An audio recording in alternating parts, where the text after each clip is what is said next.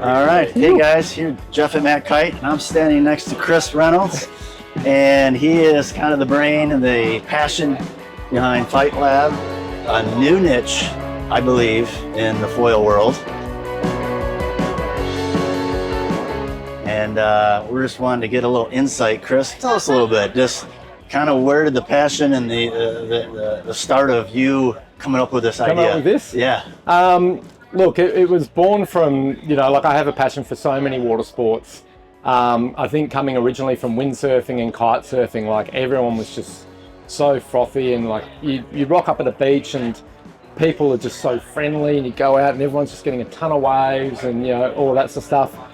And surfing was the one, like I loved it, but I always struggled with the crowds. And then like time went on and lots of different water sports, and foiling came along, and I'm like, this can probably get me a little, I love the surf, I love the idea of surf, but foiling came along, I'm like, I can get away from this crowd a little bit. And so I started foiling, and I just fell in love with it, like so many people have. But I still wasn't, like I went to lesser breaks than what I'd usually surf, which is great, and you got a lot of male riders there, and this one break, which was a low tide break where I lived, was... And where is that? This is down in Torquay in Victoria. Yes. So just around the corner from Bells Beach. And this break was so awesome to foil, but the chip in was like, it got fat pretty quickly as soon as the tide came in, all the male riders left, but there was this insane lump that came through. That you couldn't get to unless you had just couldn't get on. Like we tried, but you just couldn't get on. So I'm like, man, I could have this place to myself and foil this with no crowd at all. It was like an 800 meter wave. And so like the brain just started ticking. I knew e-foils existed, and I'm like, surely we can make a lighter version of an e-foil, put the motor where there's not drag up high and that sort of stuff. So that was sort of the first thought. This is back in 2019. And then I was sort of driving home with that idea, and I'm like, man, like maybe we could even get a jet that's powerful enough and stick it in aboard. So which we haven't seen. Which we haven't seen. No. Well, we hadn't seen motor on the mast by then either. No. So this is like super early. Quickly. Yeah, so it's like I hadn't even made it home yet. So I started researching, and then I found Lift had done their e-foil but with the motor up high, but obviously never made it to market. I think it was about 2017 I found some info on. And so that almost pushed me a little bit more towards the jet. I knew the jet was going to be a harder project. And then so I just started building jets. The dedication here. This doesn't happen in 1 year. We're talking 2019, the idea started. 2019. So now we're in 2025. Yeah. So I had the first prototype in 2020, but it was 12 months of like a lot of work. So I went pretty hard at it. And by the end of, I can't remember the month, but towards the end of 2000, I remember summer coming in, so it must have been towards the end of 2020. Give us an insight, first time in the water. So you went through all the R&D, all the ideas. It's a pretty funny story. Yeah, so I built a jet originally, stuck it in a box and gaffer taped it to a surfboard. I didn't know how much thrust I needed. Went and took that out, and I'm like, this really isn't cutting it. Like, I just didn't. So I went back. It was another 4 months of building jets and learning more about building jets and printing jets every afternoon on the 3D printers, and I had a big test tank. And then finally I was like, yeah, I reckon I've got 3 times the thrust of my original jet. Like, this has got to work. So I got the router out, literally carved up a board, spent a month in the bloody, waterproofing everything, a month in the shed, getting it all in. My closest mates that I foiled with, they knew about the project, no one else knew. And so we went back to that Addis and glued it all in. I'd written the software. I'm not a software writer, so I had to like deep dive and try to learn how to write this basic software to control it all. And we paddled out. No one was around because the tide had come in. There was this fat wave. And 3 of my mates, they paddled out. They weren't going to catch anything, but they wanted to see. And we're out there, they're like, here comes a lump, like, hit it. And I was like, yeah, okay. And they hit it, and the thing literally just shot up my chest. Oops. Just like your hat. Just like board comes popping out of the water. Board comes popping out of the water. I'm straight off the back, like the leg ropes like this. And we're all screaming, going, oh my God. We got the power. Yeah. Didn't catch the wave, we got the power. So then we tried to catch a few waves, but it was really fat with holding the nose and paddling in one hand. And I'm like, no, I'm going back to, like redo the software and just write it. Figure out a way to control the power or control the power. Yeah, way smoother ease in. We went and did that over 24 hours. The next day went out, and then sure enough, like second wave of paddle for, got up. Nice. And how has it been received at your local break area? Sounds like you're catching waves where other people aren't, so you're not. It's awesome. There's a little rub. Yeah, no, like it's actually been surprisingly cool. So, it's pretty low key. Like the first proto I used for 18 months. I was getting patents and all that. I was pretty careful about putting it back in the car, covering it up and that sort of stuff. But no one knew I had it. Like, no, I'd be out at breaks and no one knew I had it. You're in places where others might not be normally hitting the roof. Yes, yeah. So you're just out wide as well. Yeah. So I was pretty careful about where I used it. Now with our final version that we've obviously had for a while, but it's just gone to market.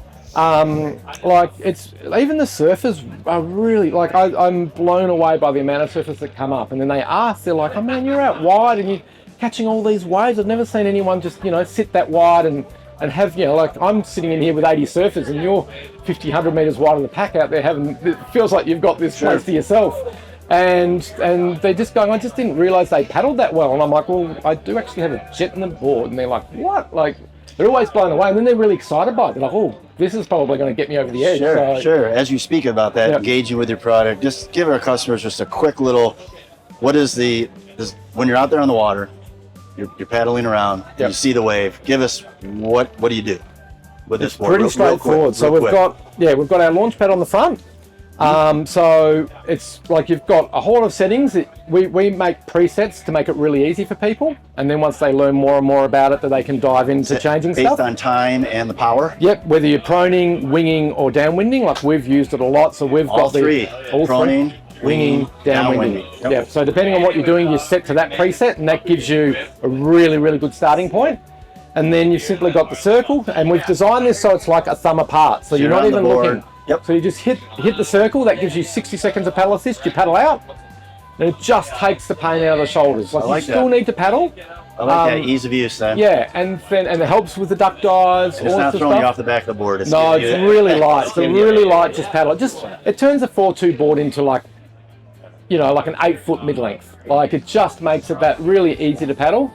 And then the triangle, which is our boost, that's just a timing thing. You look at the wave coming.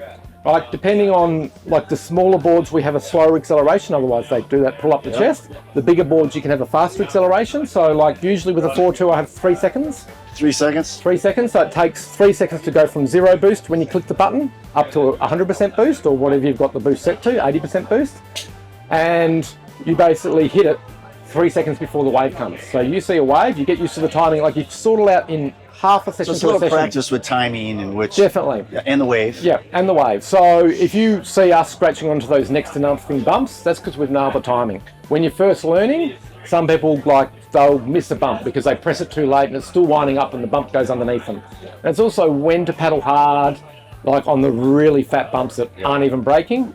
You still need to. Well, you don't need to paddle. Like you can put yourself in a position where you just hit the boost, put your hands on the deck, and the wave is steep enough. Still not allow braking, the assist to do it all in the wave to be able to pop up. Yep, absolutely. And then after that time frame, it kicks off. It kicks off as soon as you're up. And then you rely on the foil.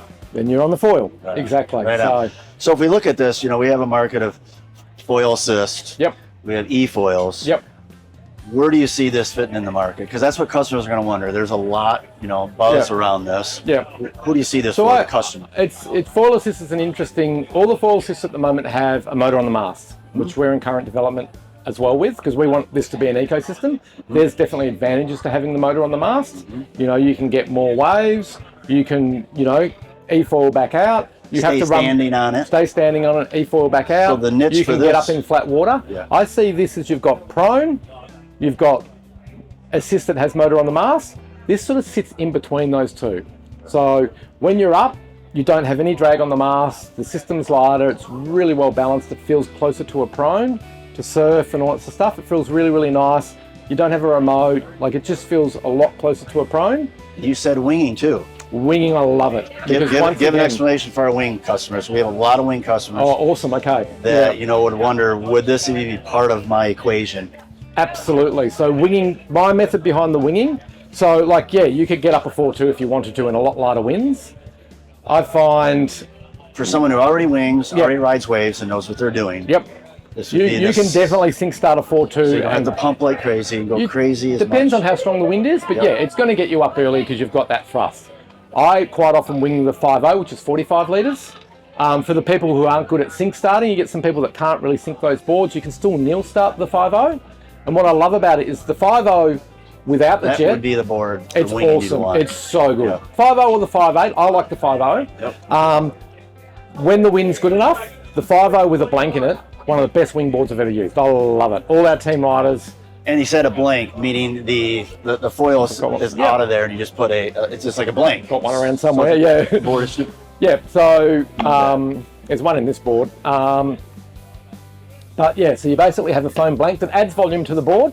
So it adds almost 4 litres of volume. That way you've got a dual purpose for the board. So that just adds volume. Yep. And so I prone this all the time as well without the jet. So when I don't need the jet, don't put it in. So going back to the winging, so it just gets you that extra boost to get up.